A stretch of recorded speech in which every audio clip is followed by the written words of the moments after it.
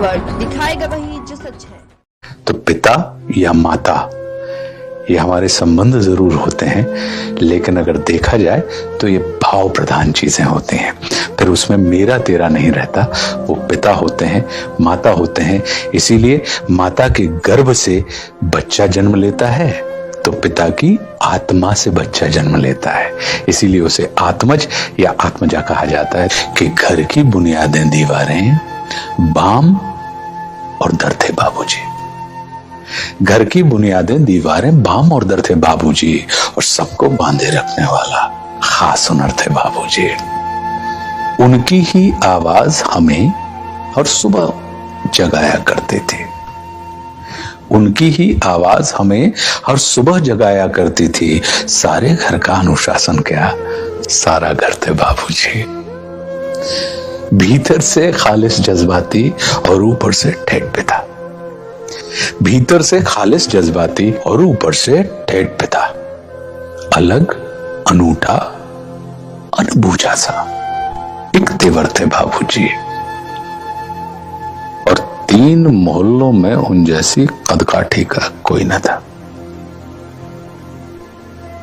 अच्छे खासे ऊंचे पूरे कद्दावर थे बाबूजी। 3 मोहल्लों में उन जैसी कदकाठी का कोई न था।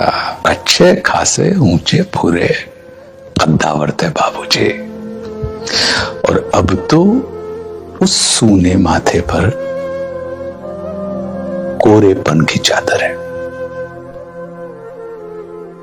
अब तो उस सूने माथे पर कोरेपन की चादर है। अम्मा जी की सारी सजधज सब जेवर थे बाबूजी।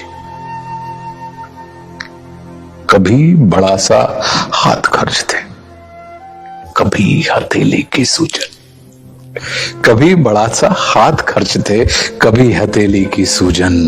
मेरे मन का आधा साहस, आधा डर थे बाबूजी।